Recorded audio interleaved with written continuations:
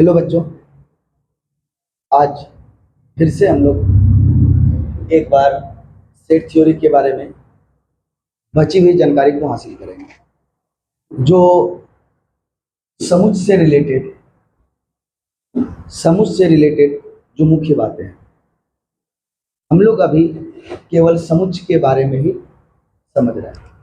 एक बार फिर से हम बतला दें कि हम लोग आर.डी. शर्मा को हिंदी माध्यम में कंप्लीट करेंगे। ठीक, तो कल हम लोग जानकारी जो हासिल किए थे वह केवल और केवल जानकारी हासिल किए थे किसको लेकर के? सेट यानी समुच को लेकर के। समझे थे कि समुच जो है वो एक समूह है। समुच जो है एक समूह है, लेकिन हर एक समूह समुच्चय नहीं है। तो कौन सा समूह समुच्चय कहलाएगा, इसके बारे में हम लोग कल जानकारी हासिल किए थे। क्या जानकारी हासिल किए थे? कि वैसा समूह जो सभी के लिए पूरी तरह से परिभाषित हो, उसे ही हम लोग समुच्चय कहेंगे।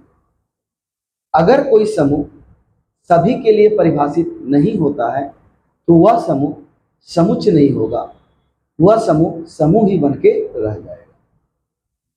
और वहां से हम लोग एक क्वेश्चन को भी सॉल्व किए थे और देखे थे कि हर समुच्चय एक समूह है, लेकिन हर एक समूह समुच्चय हो ऐसा जरूरी नहीं है। वही समूह समुच्चय हो सकता है जो सभी के लिए पूरी तरह से परिभाषित हो।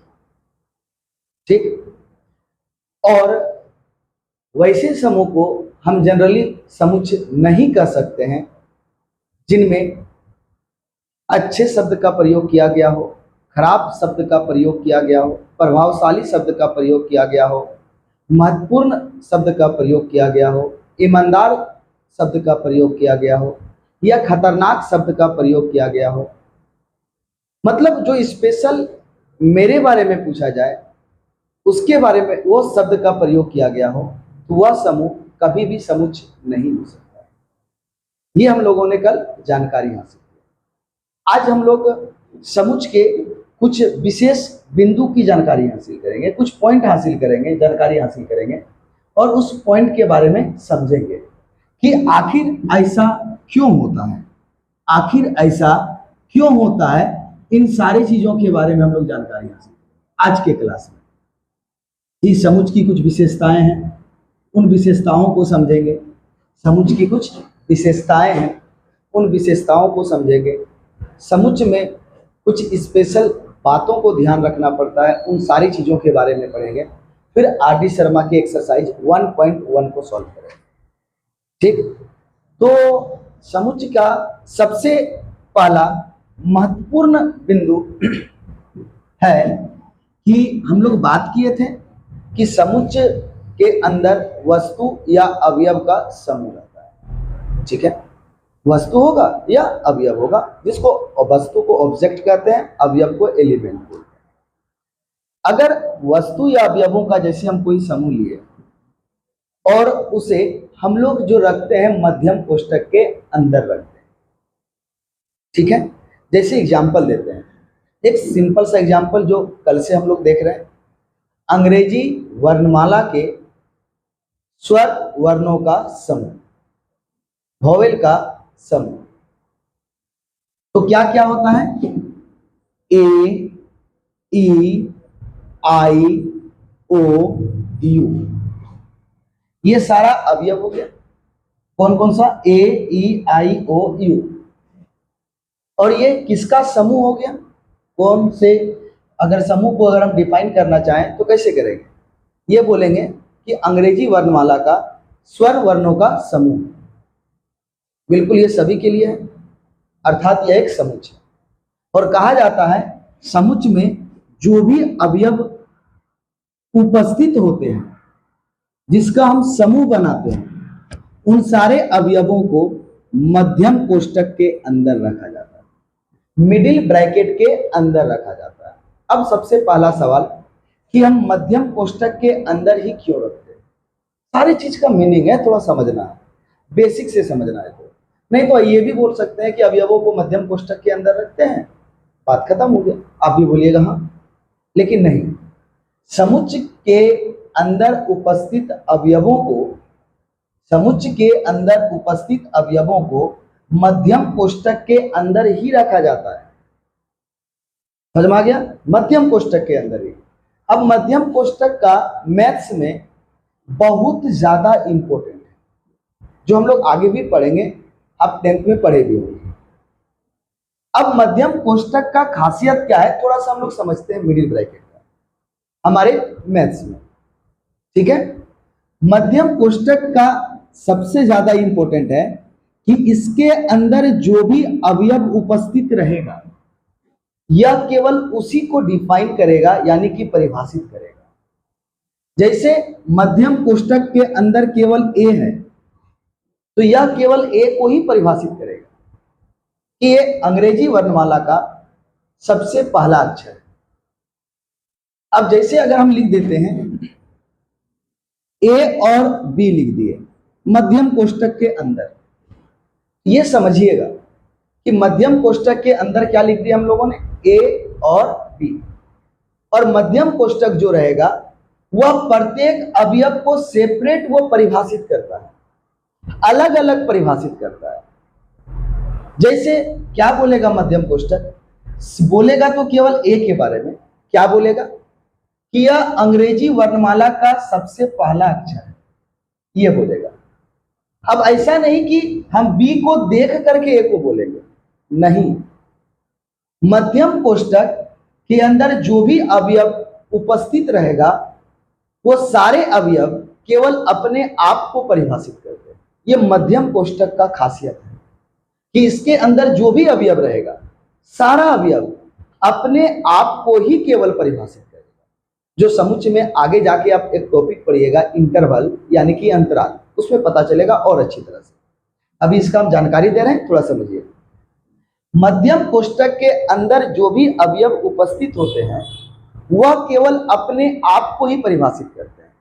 वह इसके अंदर जो भी अवयव है वो अगल और बगल वाले अवयव को नहीं देखता है, वह केवल अपने आप को परिभाषित करता है। जैसे ये क्या बोलेगा कि हम अंग्रेजी वर्णमाला के सबसे पहला अक्षर हैं, बोलेगा बगल वाला क्या है, बोलेगा हमें कोई मतलब नहीं है, बगल वाला से आप जाकर के पूछ लीजिए।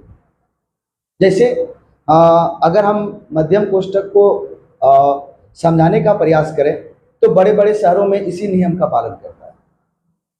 जैसे 3-4 फ्लैट है, पहला फर्स्ट फ्लैट में कौन सा व्यक्ति है, कोई मतलब नहीं है, दूसरे फ्लैट वाले को पहले फ्लैट वाले से कोई मतलब नहीं है, सब अपने अपने जिंदगी को जीते हैं। उसी तरह यहां पर हम बात करेंगे मध्यम कोष्ठक में, ये अगल बगल वाले से किसी से मतलब नहीं है, टोटल का टोटल अवयव केवल अपने आप को परिभाषित करेगा, अपने आप को ही परिभाषित करेगा। क्या बोलेगा ये, हम अंग्रेजी वर्णमाला का प्रथम अक्षर है। आप ए से पूछिएगा बी के बारे में तो ए नहीं बोलेगा, हम नहीं जानते हैं बी के बारे में। आप बी के पास जाइए, आप उससे पूछ लीजिए, तब बी के पास जाइएगा तो बी बोलेगा हम अंग्रेजी वर्णमाला का दूसरा अक्षर है। अगर आप बी से पूछेगा ए के बारे में बताइए, तो बी भी बोलेगा हमें ए के बारे में कोई मतलब नहीं है, हम नहीं जानते हैं उनके बारे में। आप जाकर के खुद किससे पूछ लीजिए, आप ए से पूछ लीजिए। इसका मतलब क्या हुआ कि मध्यम कोष्ठक के अंदर जो भी अवयव उपस्थित रहता है, मध्यम कोष्ठक के अंदर जो भी अवयव उपस्थित रहता है वह सारा अवयव केवल अपने आप को परिभाषित करता है और वह किसी अन्य को परिभाषित नहीं करता। समझ में आया? जैसे एक और लेते हैं एग्जांपल, हमने मध्यम कोष्ठक के अंदर रख दिया 1 2 3, तो इसके अंदर भी अगर हम बात करेंगे ये 1 अपने आप को परिभाषित करेगा। ये 1 को ना 2 से मतलब है ना 3 से मतलब है।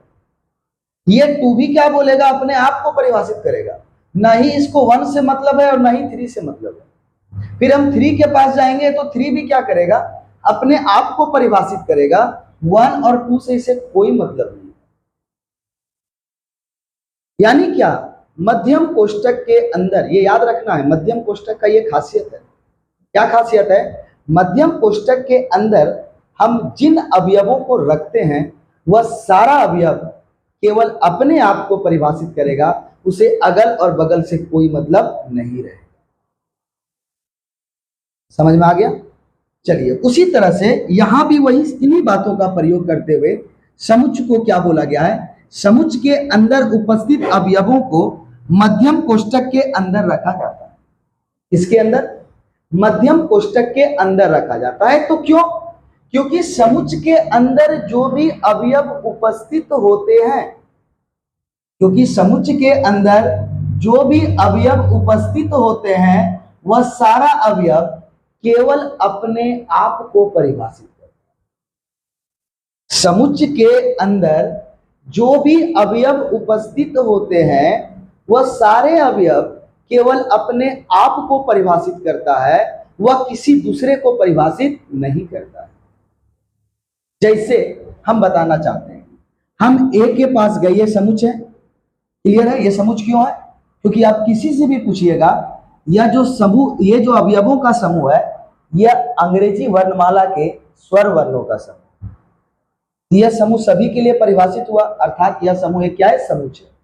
और इसके सारे अवयव को हम मध्यम कोष्ठक के अंदर इसलिए रखते हैं क्योंकि सारा अवयव केवल अपने आप को परिभाषित करता है, वह किसी अन्य अवयव को अपने साथ परिभाषित नहीं करता है।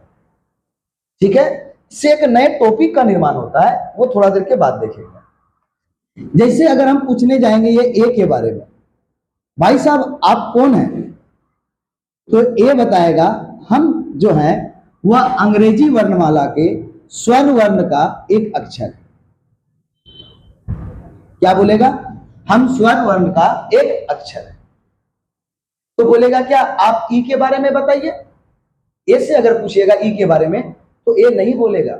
ए बोलेगा आप जाइए ई के पास और आप उनसे ही पूछ लीजिए वो कौन है, वो आपको बता सकते हैं। अभी बताए, बिल्कुल मार्केट वाला सिस्टम, बड़े बड़े शहरों वाले सिस्टम है। फर्स्ट फ्लोर में कौन है, सेकंड फ्लोर में कौन है, थर्ड फ्लोर में कौन है, फर्स्ट फ्लैट में कौन है, सेकंड फ्लैट में कौन है, किसी को पता नहीं रहता है, किसी को पता नहीं रहता है। वो एग्जाम्पल है सबसे बेहतर मध्यम कोष्ठक। तो यहां भी वही हाल है, ए को सिर्फ ए से मतलब है, ई से मतलब नहीं है। उसके बाद आप जैसे ही ई के पास जाइएगा तो ई से पूछिएगा तो ई केवल अपने आप को परिभाषित करेगा कि भाई साहब हम जो है ये अंग्रेजी वर्णमाला के स्वर वर्ण का एक अक्षर है। तो इससे पूछिएगा कि आप स्वर वर्ण का अक्षर है तो आप ए के बारे में बताइए, तो ये भी रहेगा सेम जगह पे है, लेकिन बोलेगा हम ए के बारे में नहीं जानते। आप ए से पूछ लीजिए, फिर पूछेगा ई से कि आई के बारे में आप बता दीजिए, कम से कम सेम जगह पे आता है तो आई के बारे में बता दीजिए। तो ई फिर से ये बात बोलेगा कि हम आई के बारे में नहीं जानते हैं, आप खुद आई के बारे में जाकर के पूछ लीजिए। आई के पास जाइए और जाकर के पूछिए, वो अपने बारे में बताएगा। मतलब समुच्चय के अंदर जो भी अवयव उपस्थित होते हैं ना, वह केवल अपने आप को परिभाषित करते हैं, वह किसी अन्य से मतलब नहीं रहता है। जो भी अवयव है, ए को ना ई से मतलब है, ई को ना आई से मतलब है, ए को ना आई ई आई ओ यू से मतलब है, किसी भी अवयव को एक दूसरे से मतलब नहीं है। सारा अवयव अपने आप को परिभाषित, और उसी को देख करके हमें अपने स्टेटमेंट को कहना है। उसी को देखते हुए, सारे अवयवों को देखते हुए हम अपने स्टेटमेंट को रखेंगे, और मेरे स्टेटमेंट से सारे व्यक्ति अगर सहमति जताते हैं तो यह समूह हमारा समुच्चय होगा, अदरवाइज नहीं होगा। तो आप किसी भी अवयव के साथ पास जाइए, ए ई के बारे में भले ना बताए, लेकिन बोलेगा हम स्वर वर्ण का एक अक्षर है। ई भी वही बोलेगा, आई भी वही बोलेगा, ओ भी वही बोलेगा, और यू भी वही बोलेगा। तो सभी अवयव ने एक समान बात बोला कि हम स्वर वर्ण का एक अक्षर है। ठीक है? तो हमने इसी को देखते हुए अपना स्टेटमेंट बोला कि समुच्चय के, इस समुच्चय के अंदर जो अवयव है ये अंग्रेजी वर्णमाला के स्वर वर्णों का एक समूह। स्वर वर्णों का क्या है? समूह। फिर से हम बोलेंगे, समुच्चय के अंदर सभी अवयव केवल अपने आप को परिभाषित करते हैं। समुच्चय के अंदर उपस्थित अवयव केवल अपने आप को परिभाषित करते हैं। इसी कारण से समुच्चय के अंदर उपस्थित अवयवों को समुच्चय के अंदर उपस्थित अवयवों को मध्यम कोष्ठक के अंदर रखा जाता है। इसके अंदर मध्यम कोष्ठक के अंदर रखा जाता है। आप समझ गए, समुच्चय के अंदर जो भी अवयव रहेगा केवल अपने आप को परिभाषित करेगा, वह किसी अन्य को परिभाषित नहीं करेगा। जो भी जानकारी देगा केवल अपने बारे में जानकारी देगा, अपने अगल बगल वाले अवयव के बारे में जानकारी नहीं देगा। यानी कि परिभाषित जो करेगा केवल अपने आप को और किसी को नहीं। और ये चीजों की जानकारी केवल और केवल कौन देता है? मध्यम कोष्ठक, मिडिल ब्रैकेट। इसी कारण से समुच्चय के अंदर उपस्थित अवयवों को मध्यम कोष्ठक के अंदर रखा जाता है। क्या ये बातें समझ में आ गई?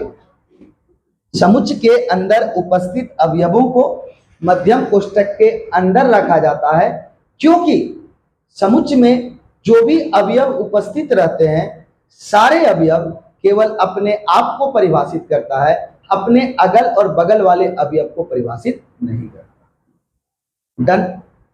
ये पहला पॉइंट क्लियर हो गया। अब चीजों को समझते हैं। अगला बात बोलता है क्या? समुच्चय के अंदर जो अवयव उपस्थित होते हैं ना, वो ऑर्डर यानी क्रम पे निर्भर नहीं करते।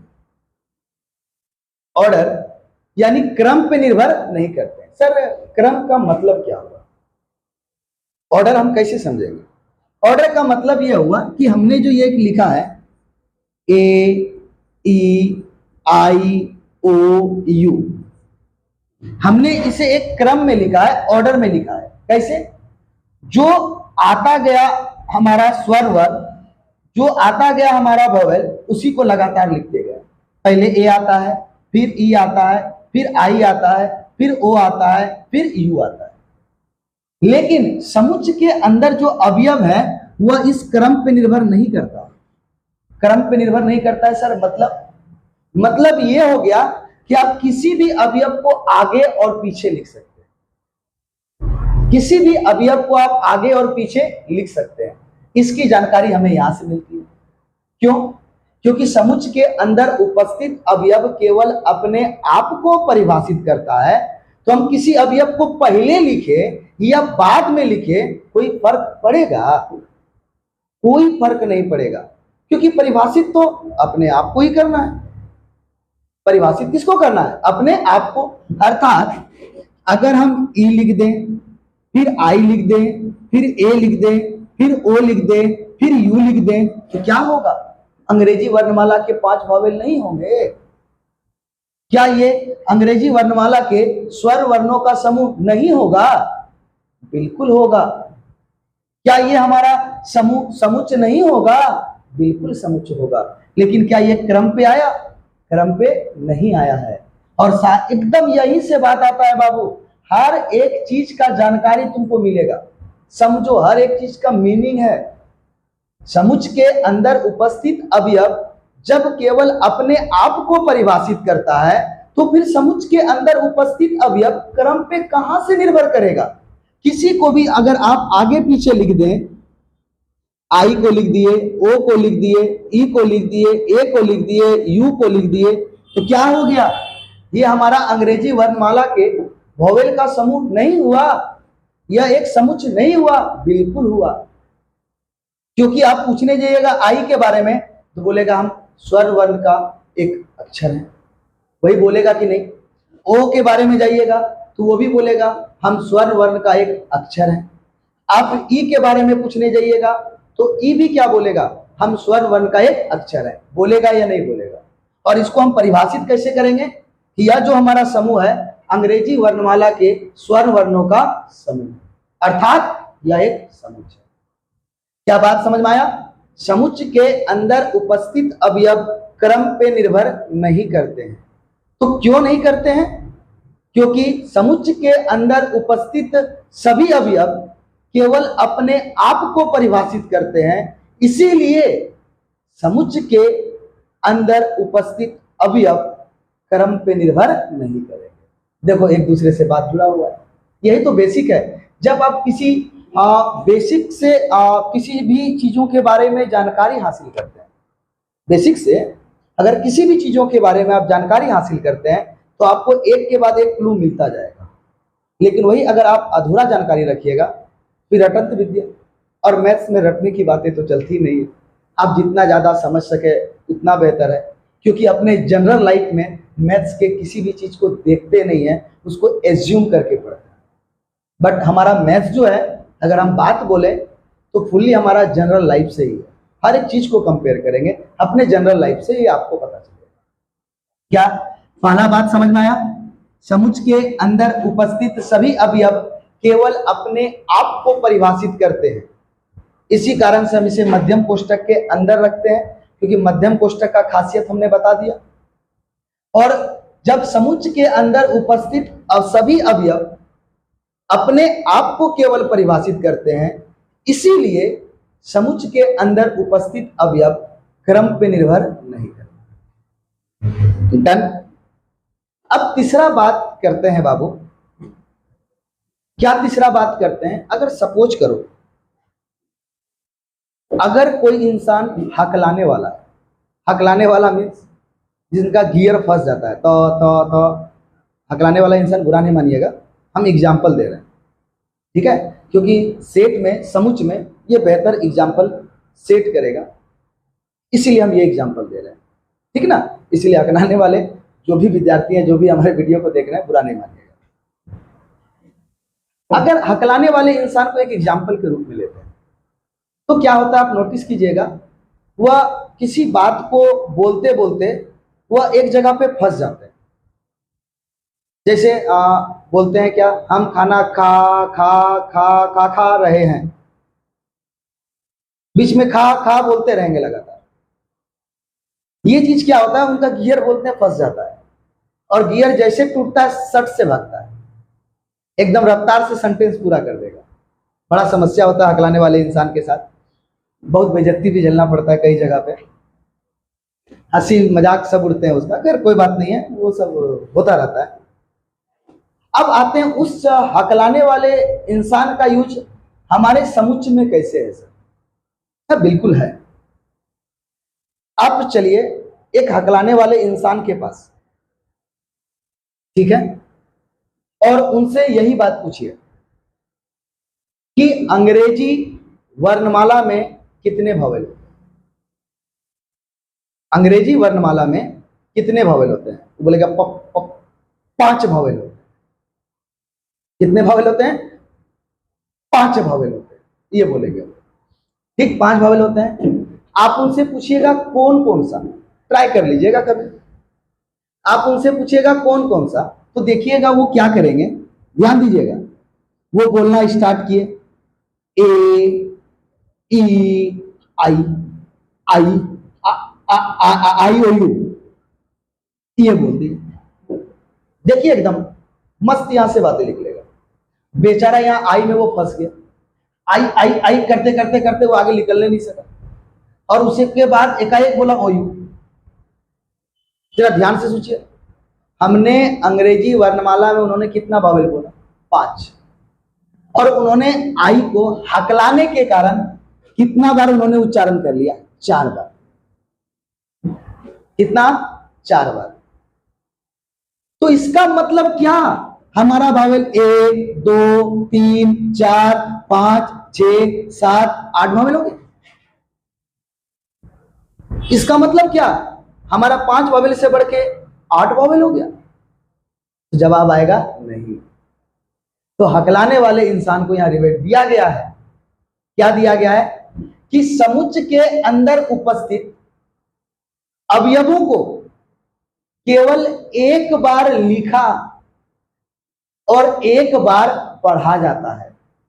यानी क्या, अगर हकलाने वाले इंसान से अगर आपने ये पूछा और उन्होंने आई का उच्चारण कई बार कर दिया, तो आपको हर एक बार नहीं पढ़ना है, हर एक बार नहीं लिखना है, उसको केवल एक बार ही पढ़ना है और एक बार ही लिखना है। अर्थात ये 4 बार आई को नहीं पढ़ना है, केवल एक बार आई को पढ़ना है और एक बार ही इस आई को लिखना है। क्या ये बात समझ में आया? समुच्चय में उपस्थित अवयवों को केवल एक बार लिखा और एक बार पढ़ा जाता है। नहीं तो बाबू साहब हकलाने वाले इंसान तो समुच्चय को तहस नहस कर देते, वो रहने ही नहीं देते। तो उनके बारे में भी थोड़ा ध्यान रखा गया, ये कह सकते हैं बट ऐसा नहीं है, ये समुच्चय का खासियत है क्योंकि अवयव को ही लिखते हैं ना। तो कहता क्या है, फिर से सुने कि समुच्चय के अंदर उपस्थित अवयवों को केवल एक बार लिखा और एक बार पढ़ा जाता है। क्यों? क्योंकि आप समझ गए, आई क्या है, अंग्रेजी वर्णमाला का एक स्वर वर्ण है। अब फिर से उसी के बारे में बोलिएगा तो वो घुसाएगा कि नहीं घुसाएगा? अरे बाबू अभी हम अपने बारे में ही बताए, हम स्वर वर्ण है, अब बार बार आप मेरे पास आ जा रहे हैं, तो गुस्सा आएगा कि नहीं आएगा? बिल्कुल आएगा। तो वो अलग बातें हैं, बट ये समझ में आया कि अगर हकलाने वाले इंसान अगर किसी चीज का उच्चारण लगातार कर रहे हैं तो समुच्चय में उन चीजों को लगातार लिखना नहीं और लगातार पढ़ना नहीं है। समुच्चय के अंदर उपस्थित अवयव को केवल एक बार ही लिखा जाता है और केवल एक बार ही पढ़ा जाता है। समझ में आया? हमने सबसे पहला पॉइंट क्या पढ़ा कि समुच्चय के अंदर उपस्थित सभी अवयव केवल अपने आप को परिभाषित करता है। दूसरा पॉइंट, जब समुच्चय के अंदर उपस्थित सभी अवयव केवल अपने आप को परिभाषित करता है, केवल अपने आप को परिभाषित करता है, इसी कारण से समुच्चय के अंदर उपस्थित अवयव क्रम पे निर्भर नहीं करता। ठीक, अब अगला बात आते हैं कि समुच्चय के अंदर उपस्थित अवयवों को केवल एक बार लिखा और एक बार पढ़ा जाता है। समुच्चय के अंदर उपस्थित अवयवों को केवल एक बार लिखा और एक बार पढ़ा जाता है। समुच्चय के अंदर उपस्थित अवयवों को केवल एक बार लिखा और एक बार पढ़ा जाता है। देखो हमने वहीं पे लिखा है, क्या लिखा? सबसे पहला बात, समुच्चय को अंग्रेजी वर्णमाला के बड़ी अक्षर से सूचित किया जाता है। बिल्कुल ये बात में कोई दिक्कत नहीं। हम सूचित करने का वो तरीका है कि बोला गया जब भी हम सूचित करेंगे समुच्चय को तो अंग्रेजी वर्णमाला के बड़ी अक्षर से।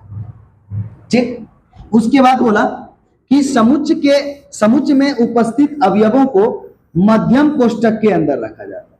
इसके अंदर मध्यम कोष्ठक के अंदर। पूछेगा क्यों? तो बता दोगे कि समुच्चय के अंदर सभी अवयव केवल अपने आप को परिभाषित करता है, इसीलिए समुच्चय के अंदर उपस्थित अवयवों को मध्यम कोष्ठक के अंदर रखा जाता है। ठीक है ये बात? और मध्यम कोष्ठक का खासियत है उस कोष्ठक के अंदर जो भी अवयव उपस्थित रहेंगे केवल अपने आप को परिभाषित। इसी कारण से समुच्चय के सारे अवयवों को मध्यम कोष्ठक के अंदर ही रखा जाता है। अगर उसके अलावा कोई भी ब्रैकेट का अगर आप यूज करते हैं मिडिल ब्रैकेट के अलावे तो समुच्चय में कभी भी सही सिंबल नहीं। ठीक है, उसके बाद बोला समुच्चय के अंदर उपस्थित अवयव क्रम पे निर्भर नहीं करते, क्रम पे निर्भर नहीं करते हैं। ठीक है, वह ऑर्डर पे डिपेंड नहीं करते हैं। क्यों? क्योंकि अभी बताएं, क्योंकि सभी अवयव जो है, ध्यान से सुनो क्या बोले, सभी अवयव जो है अपने आप को अगर परिभाषित कर रहे हैं तो क्रम पे कहां से निर्भर करेगा। डन। अगला हम बात बोले, समुच्चय में उपस्थित प्रत्येक अवयव सिर्फ अपने आप को परिभाषित करता है। बिल्कुल सही बात, अपने आप को परिभाषित करता है, इसीलिए तो मध्यम कोष्ठक के अंदर रखते हैं और इसी कारण से तो समुच्चय के अंदर उपस्थित अवयव ऑर्डर पे निर्भर नहीं करता। क्या सही है? चलिए अगले बात की ओर बढ़ते हैं।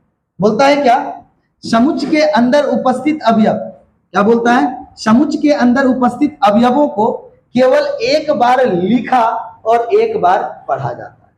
क्या हमने इन चीजों को अभी जानकारी हासिल किया कि समुच्चय के अंदर उपस्थित अवयवों को केवल एक बार लिखा और एक बार पढ़ा जाता है। क्या बताइए, हर एक पॉइंट आपका क्लियर हो गया?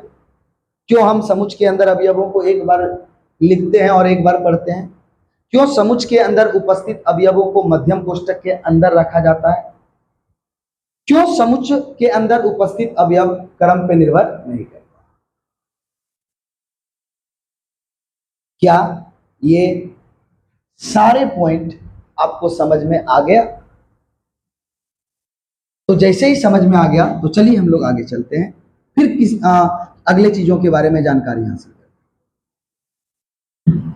तो यहाँ पर कुछ विशेष 4 पॉइंट था हमारे लिए, किसको लेकर के, समुच्च को लेकर के क्या क्या बातें थी, एक बार फिर से सुन लीजिए। समुच्च का परिभाषा कि समुच्च एक समूह है जो सभी के लिए पूरी तरह से परिभाषित है। ठीक, समुच्च के अंदर जो भी अवयव उपस्थित रहते हैं वह केवल अपने आप को परिभाषित है। डन। जब अपने आप को परिभाषित करते हैं तो हम उसके सारे अवयव को मध्यम कोष्ठक के अंदर रखते हैं, क्योंकि मध्यम कोष्ठक कहता है कि हमारे अंदर जो भी अवयव रहेगा हम केवल उसी को परिभाषित करेंगे। अब उसको परिभाषित करेंगे यानी कि एक एक अवयव को, अदरवाइज किसी को परिभाषित नहीं। अगला बात, जब समुच्च के अंदर उपस्थित अवयव केवल अपने आप को परिभाषित करेगा तो वो क्रम पे निर्भर नहीं करेगा, ऑर्डर पे डिपेंड नहीं रहेगा। अगला बात, समुच्च के अंदर जो भी अवयव रहेंगे उसको केवल एक बार ही लिखना है और एक बार ही पढ़ना है। अगर हम बार बार लिखते हैं या बार बार पढ़ते हैं तो फिर वो समुच्च नहीं रहेगा। ठीक है, इसी कारण से, इसी चीजों को देखते हुए समुच्च के अंदर उपस्थित अवयवों को केवल एक बार लिखा और एक बार पढ़ा। क्लियर। और लास्ट में जो भी समुच्च होगा उसको अंग्रेजी वर्णमाला के बड़ी अक्षर के द्वारा, किसके द्वारा, बड़ी अक्षर के द्वारा सूचित, किसके द्वारा सूचित करेंगे, अंग्रेजी वर्णमाला के बड़ी अक्षर के द्वारा उसे सूचित करेंगे। ठीक है, तो आइए थोड़ा समुच्च का एग्जाम्पल को देखते हैं और पता लगाते हैं कि हमने अवयवों का समूह लिया तो कौन सा समूह समुच्च के नियम का पालन करेगा और कौन सा समूह समुच्च के नियम का पालन नहीं करेगा। कौन सा समूह समुच्च के नियम का पालन करेगा और कौन सा समूह समुच्च के नियम का पालन नहीं करेगा। तो मेरी बात को याद रखिएगा, यदि कोई समूह, याद रखिएगा, यदि कोई समूह सभी के लिए पूरी तरह से परिभाषित हो, सभी के लिए पूरी तरह से परिभाषित हो तो वह समूह समुच्च कहलाएगा। और अगर कोई समूह सभी के लिए परिभाषित नहीं हो तो वह समूह समुच्च नहीं कहलाएगा। तो वो समूह समुच्च नहीं कहलाएगा, उसका पहचानने का तरीका आसान है। जहां पे केवल मेरे प्रतिक्रिया का ध्यान रखा जाए और किसी अन्य व्यक्ति के प्रतिक्रिया का ध्यान न रखा जाए, सिर्फ मेरे रिस्पॉन्स का ध्यान रखा जाए, किसी अन्य व्यक्ति के रिस्पॉन्स का ध्यान नहीं रखा जाए, वैसे शब्दों का अगर प्रयोग किया जाता है तो वह समूह कभी समुच्च नहीं हो सकता। जैसे फिर से बोलेंगे, कई अच्छे शब्द का प्रयोग होगा, अच्छा, खराब, भला, बुरा, ईमानदार, बेईमान, बात समझ में आ रहा है, प्रभावशाली, अति प्रभावशाली, ठीक है, या प्रभावहीन, बात समझ में आ रहा है, प्रमुख, बेहतरीन, सबसे खतरनाक, डरपोक, अगर इन शब्दों का प्रयोग किया जाए तो समझ जाइएगा कि वह समूह कभी समुच्च नहीं हो सकता है, वह केवल समूह है। तो चलिए कुछ क्वेश्चन को देखते हैं फिर आगे चलते हैं। चलिए हम लोग आर डी शर्मा के पहले एक्सरसाइज 1.1 को सॉल्व करेंगे, जहां पे हमें बताना है समूह दिया गया है, यह हमारा समूह समुच्च है या नहीं।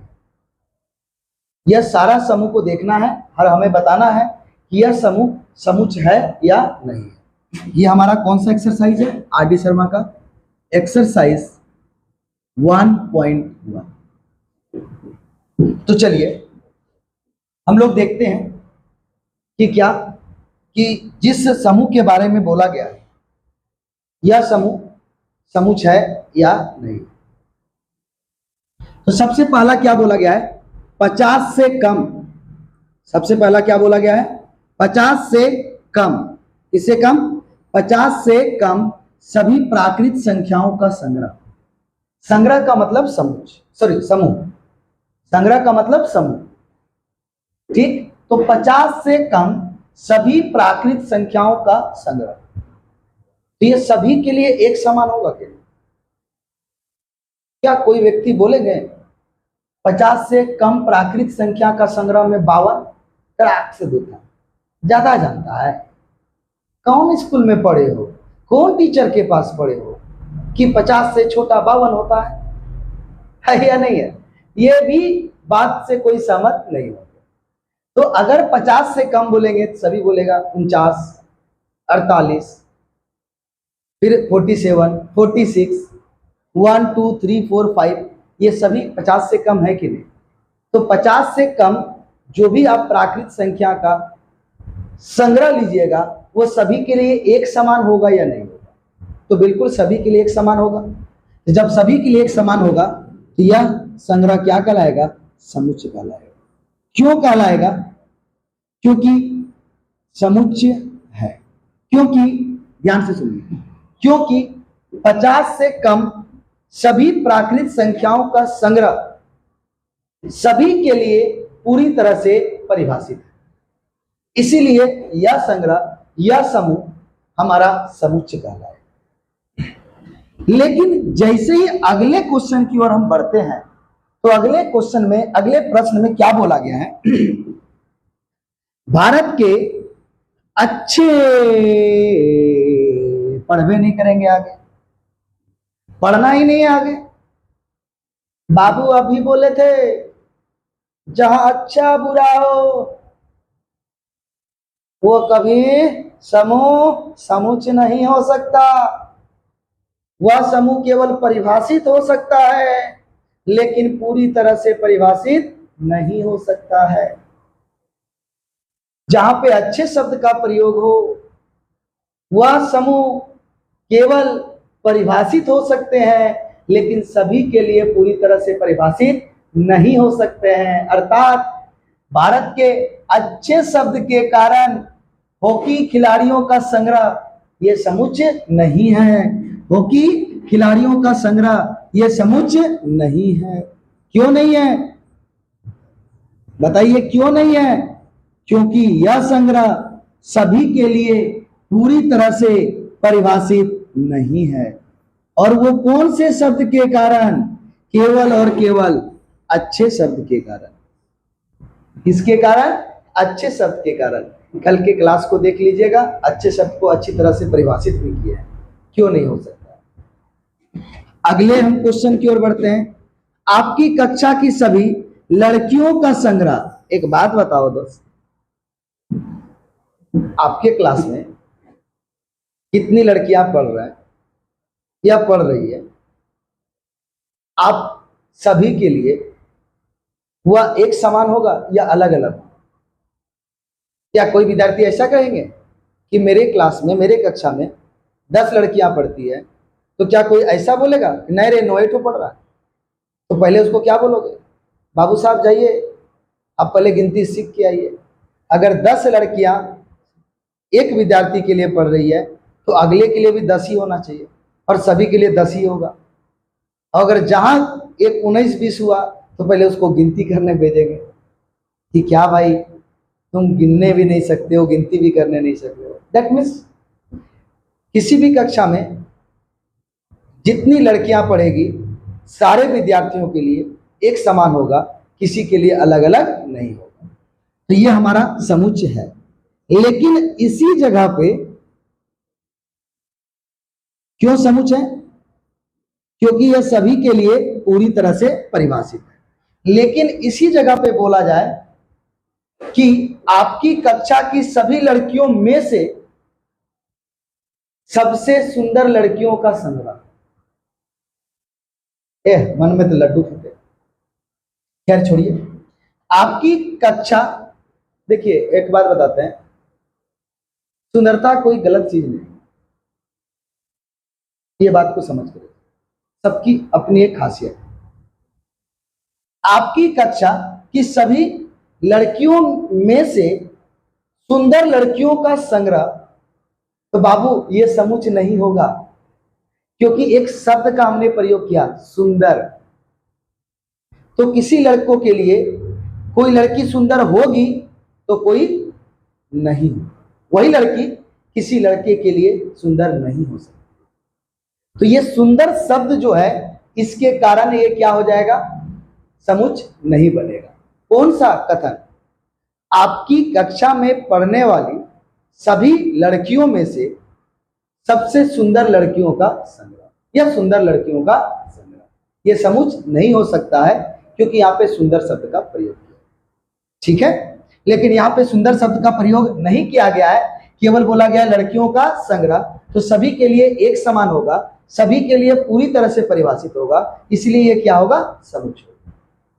चलिए जनाब अगले क्वेश्चन की ओर देखिए। यहाँ पे अगले क्वेश्चन में क्या बोला गया है, भारत के सबसे प्रतिभाशाली, देख ला का भाई, आई यहाँ प्रयोग कर दिलक कौन सा शब्द के, प्रतिभाशाली शब्द के। अब बताओ प्रतिभाशाली कारण हाई जे कथन लागे, हाई जे संग्रह लागे, हाई जे समूह लागे, हाई समुच्चय होई? तो जवाब आएगा नहीं, जवाब आएगा नहीं। क्यों?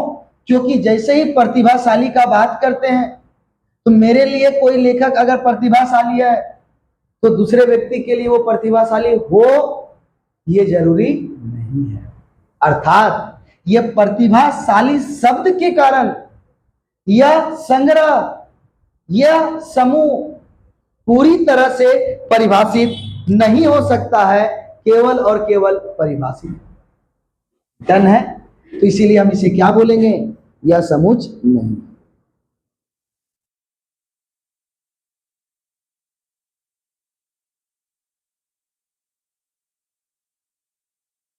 क्यों? क्योंकि यह समूह सभी के लिए पूरी तरह से परिभाषित नहीं हो सकता है, यह केवल क्या होगा, परिभाषित। लेकिन यहीं पे अगर प्रतिभाशाली शब्द को काट दिया जाए, ये प्रतिभाशाली शब्द को हटा देते हैं, ये अगर प्रतिभाशाली शब्द को अगर हम हटा देते हैं तो क्या आएगा, भारत के, ये हटा देते हैं, भारत के लेखकों का संग्रह, तो बिल्कुल बाबू यह संग्रह जो होगा वो समुच्चय होगा। लेकिन हमारे पास जो दिया गया एक शब्द, और वो शब्द कौन सा है, जरा ध्यान से देखिए, वह शब्द है प्रतिभाशाली। ये प्रतिभाशाली के कारण यह समूह पूरी तरह से परिभाषित नहीं, केवल और केवल परिभाषित होगा। इसी कारण से यह समूह, यह संग्रह हमारा समुच्चय नहीं होगा। क्या आपने ये समझ लिया? चलिए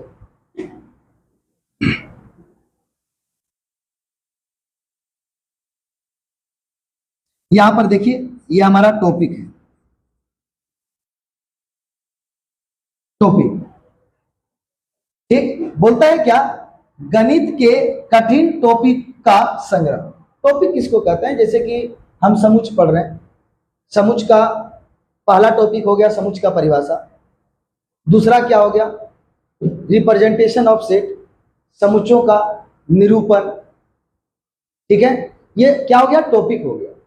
उसके बाद टाइप्स ऑफ सेट, समुच्चय के प्रकार, उसी प्रकार से अगला हम बात करेंगे सब सेट, उप समुच्चय, ये अलग अलग टॉपिक हो गया। अब एक बात बताइए, यहां पर हम देखेंगे गणित के कठिन टॉपिक्स का संग्रह, तो बाबू एक शब्द देखो यहां कठिन लिखा गया है, क्या लिखा गया है, कठिन। तो जैसे ये कठिन शब्द हो गया, आसान शब्द हो या कठिन शब्द हो, यह समूह कभी समुच्चय नहीं हो सकता है। सर कैसे? आप बताइए, गणित का समुच्चय पढ़ गया, गणित में आप समुच्चय चैप्टर पढ़ रहे हैं, इसमें 8-10 टॉपिक है। तो ये 8-10 टॉपिक में क्या होगा, किसी एक बच्चों के लिए समुच्चय का परिभाषा ही हार्ड टॉपिक लगा, जबकि समुच्चय का निरूपण आसान टॉपिक लगा किसी एक बच्चा के लिए। वही दूसरे बच्चा के लिए समुच्चय का परिभाषा का टॉपिक आसान लगा, लेकिन दूसरे वही उसी बच्चा के लिए जो दूसरा टॉपिक था समुच्चयों का निरूपण वो हार्ड लगा। तो इसका मतलब क्या हो सकता है? अगर हम गणित के किसी भी चैप्टर का, अगर हम टॉपिक का बात कर रहे हैं, क्या कर रहे हैं, टॉपिक का बात कर रहे हैं, तो एक बच्चों के लिए जो चीज आसान है वही दूसरे बच्चों के लिए वो टॉपिक कठिन हो सकता है। क्या एक टॉपिक सभी बच्चों के लिए कठिन लगे? ऐसा जरूरी नहीं है। अर्थात ये कठिन शब्द के कारण ये जो हमारा कथन है ये सभी के लिए पूरी तरह से परिभाषित नहीं हो सकता है। अर्थात यह समूह कभी समुच्चय नहीं हो सकता।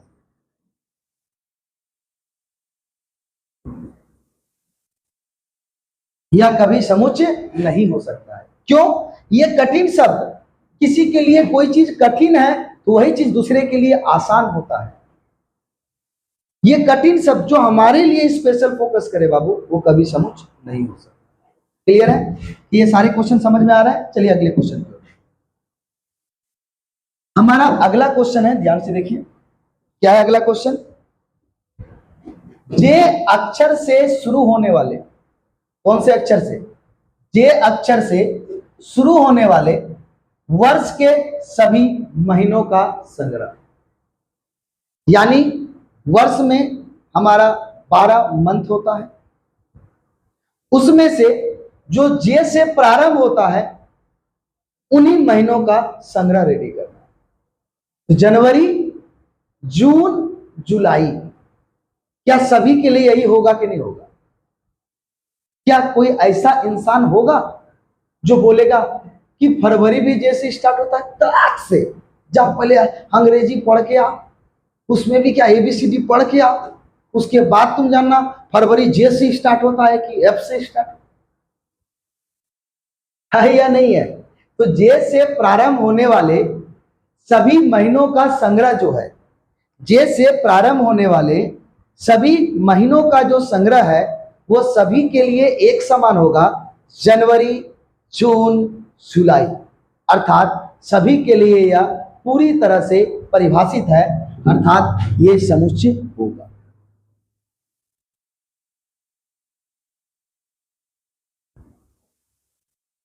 समुच्चय है। ठीक है, चलिए। बोलता है मुंशी प्रेमचंद द्वारा लिखित उपन्यासों का संग्रह। तो मुंशी प्रेमचंद जो हमारा उपन्यासकार है, वो जितने भी उपन्यास लिखे हैं सभी के लिए एक समान होगा। बिल्कुल, जो तुम बोलोगे वो भी हम भी बोलेंगे, सभी के लिए क्या होगा? एक समान होगा। अर्थात ये क्या है? हमारा समुच्चय। एकदम शब्द को पकड़िएगा, सारा चीज अपने आप पता चल जाएगा। लेकिन इसी जगह पे हम एक नया शब्द को जोड़ देते, क्या करते? नए शब्द को जोड़ देते तो ये समुच्चय नहीं होता। कैसे? देखिए, मुंशी प्रेमचंद द्वारा लिखित, क्या लिखित? सबसे अच्छे उपन्यासों का संग्रह। मुंशी प्रेमचंद्र के द्वारा लिखित सबसे अच्छे या फिर अच्छे उपन्यासों का संग्रह। तो बाबू ये समुच्चय नहीं होता, क्योंकि हमने क्या शब्द का प्रयोग कर दिया? अच्छा शब्द का प्रयोग कर दिया, तो ये हमारा समुच्चय नहीं होगा। लेकिन ऐसा कोई शब्द का यहाँ पे प्रयोग नहीं किया गया है, इसलिए क्या है? एक समुच्चय। बोलता है कि इस अध्याय में आने वाले सभी प्रश्नों का संग्रह। तो बताइए, अगर हम इस अध्याय को पढ़ते हैं तो हमारे लिए जितना प्रश्न होगा, जो भी इस अध्याय को पढ़ेगा सभी के लिए एक समान प्रश्न होगा कि नहीं? कि हम थोड़ा काले हैं तो हमको रिबेट मिलेगा, थोड़ा कम क्वेश्चन मिलेगा। वो थोड़ा गोरा है तो उसको थोड़ा ज्यादा क्वेश्चन मिलेगा। वो थोड़ा तेज तर्रार है तो उसको ज्यादा क्वेश्चन मिलेगा। वो थोड़ा कमजोर है तो उसको थोड़ा कम क्वेश्चन मिलेगा। ऐसा है? नहीं है।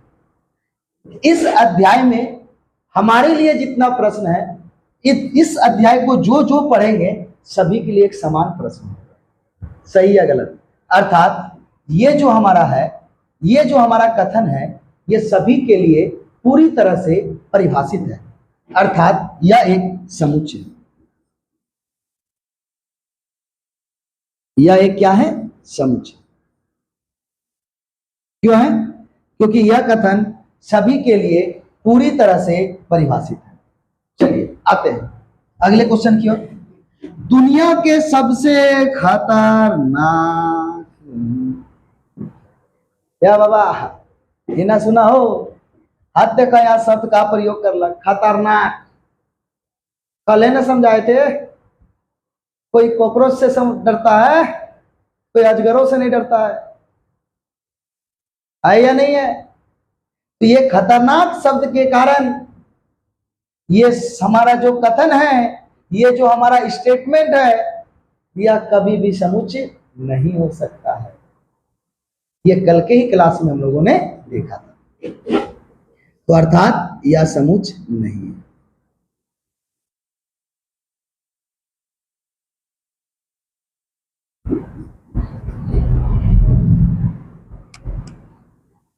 आ रहा समझ में? अगला क्या आया? अभाज्य पूर्णांकों का संग्रह। तो बाबू सिंपल सा बात है, जो भी आएगा यहाँ पे स्पेशल कोई शब्द का प्रयोग नहीं किया गया है, अर्थात ये अभाज्य पूर्णांकों का संग्रह क्या होगा? एक समुच्चय।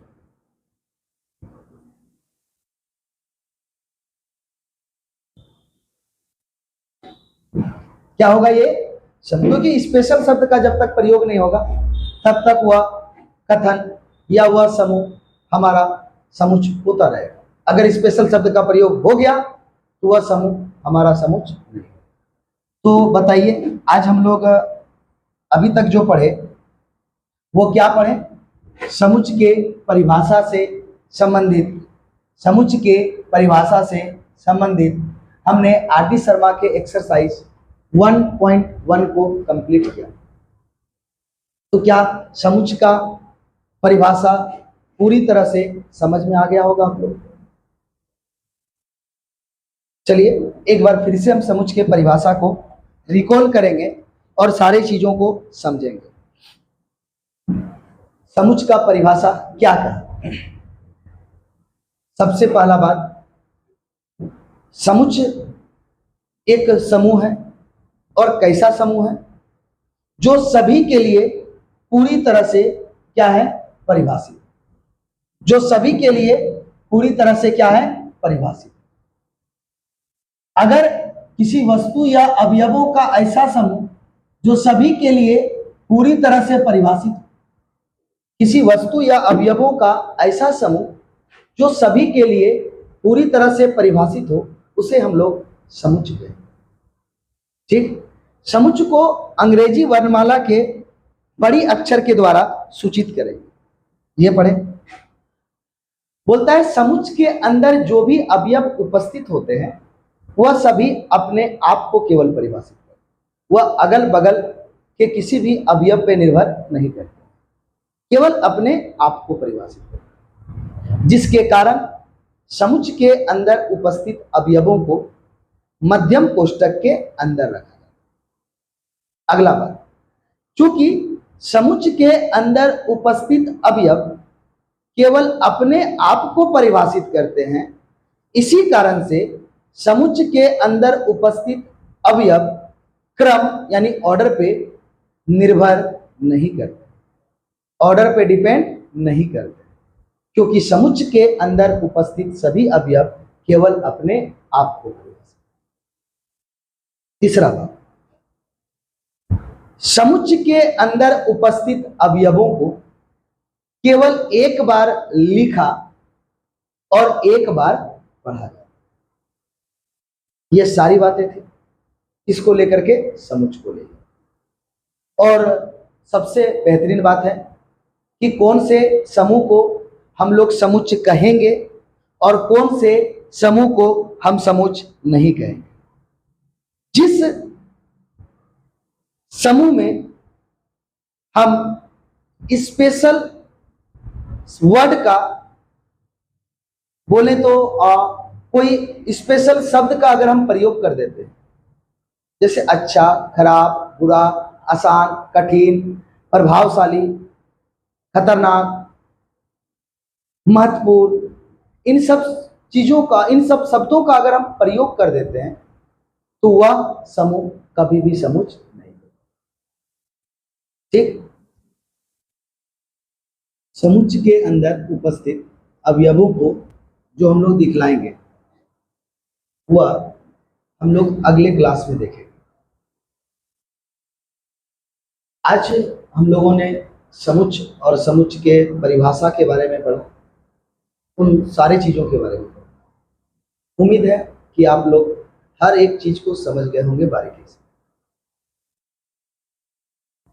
तो हम लोग कल के क्लास में समुच्चय के अंदर उपस्थित अवयवों को किस तरह से दिखलाते हैं या किस तरह से बतलाते हैं या दर्शाते हैं, बोल सकते हैं, इन चीजों के बारे में कल हम लोग देखेंगे, यानी कि अगले क्लास में देखेंगे और इसे अच्छे से समझेंगे।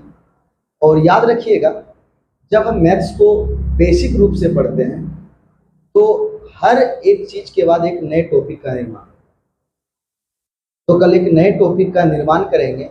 जिन शब्दों को आज हमने कहा है उसी का प्रयोग करेंगे। तो कल के क्लास में हम लोग समुच्चय के अंदर उपस्थित अवयवों के बारे में पढ़ेंगे और दूसरा, जिन शब्दों का प्रयोग किए थे आज, उनसे एक नए टॉपिक का निर्माण होगा, उनके बारे में भी। तब तक आज के लिए